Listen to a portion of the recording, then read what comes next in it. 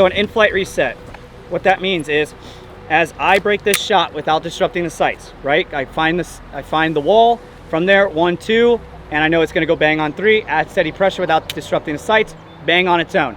What's the slide doing? What's the gun doing? What's the cycle of operations of this weapon?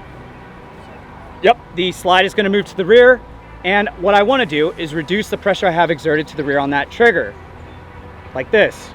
Not letting go of the trigger, watch very closely, watch my finger, not letting go of the trigger, but as this slide cycles to the rear, the finger reduces pressure exerted on the trigger so that it resets at a certain point of reset.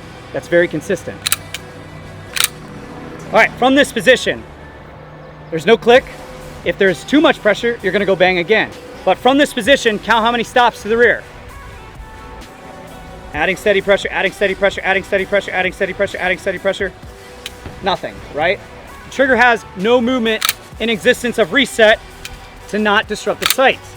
If you pin the trigger to the rear, reset it. Now watch all that take up. Stop 1, stop 2, stop 3. Did I mitigate any stops by pinning the trigger to the rear, resetting it, and then pulling to the rear? You see all those stops in there, right?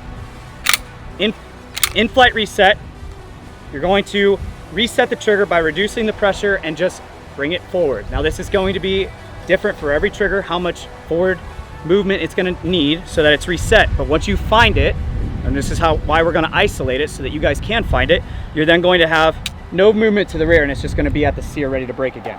Does that make sense, seeing it? All right, this is how you isolate it.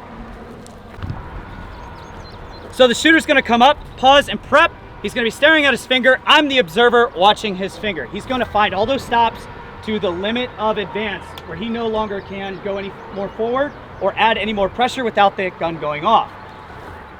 Come up, pause, prep. Once he's prepped, he's going to get an audible signal of execute.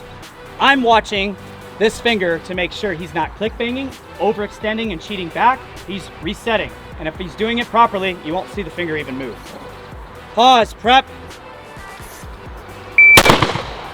So that time we all saw the finger move past it and then reset back on it.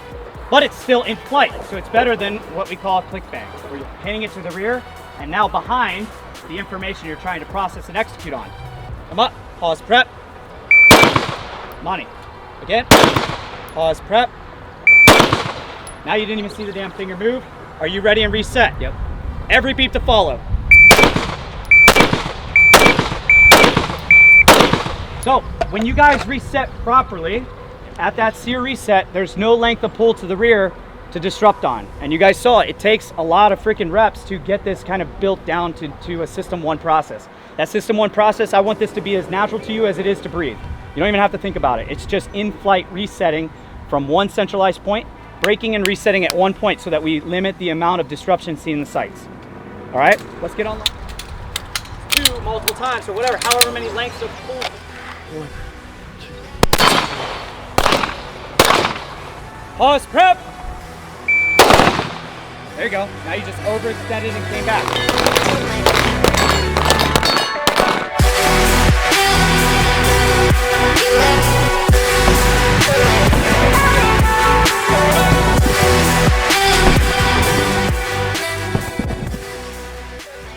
My name is Zachary Powell. I work for the Borough of Cannonsburg as a police officer in Pennsylvania.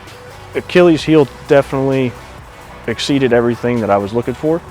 I've done a lot of different training classes with a lot of different companies. A lot of the one-on-one work with the instructor and the assistant instructors played a key part in that. And the curriculum that he teaches is it's different, and I definitely found myself shooting a lot better towards the end of the 2 days that I've been here. So with Project Blue Line, I didn't know anything about it. I branched out through YouTube and everything, and I found out about Achilles heel, and then Rick told me about the Project Blue Line. It's the most badass thing anybody's ever come up with. I mean, they sponsor police officers to come up and train, and the level of training is so much more intense than anything you can get at home. So the fact that somebody's willing to help you get better in a career where you're putting your life on the line and other people's lives on the line is just absolutely fantastic. Most of the time I get humbled because of everyone who comes out. You get them from all different aspects of life. Like one dude we worked with today was an engineer, and he was probably one of the best shots in the class. So it's a humbling experience, and I learned that like the first couple classes I ever took.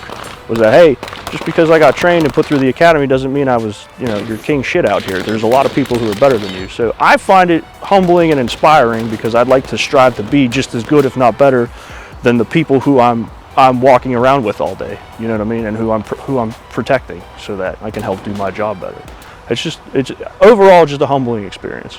Definitely planning on taking more courses with AHT. They just talk to you like you're a normal human being. You don't have to worry about these high-speed dudes running 100 miles an hour and running and gunning at mock Jesus. Everyone's laid back. The atmosphere itself is just so much fun. I had more fun out here in an 8-hour time span than I think I did in my last 5 or 6 different training classes. So it was just, the day flew by, and you learn so much. It's just a great stepping stone.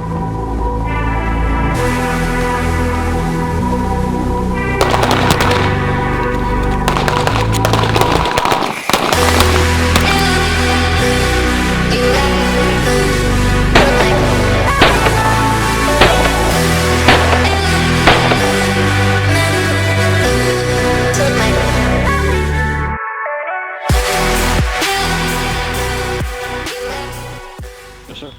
It's on you. This one's gonna be in the video.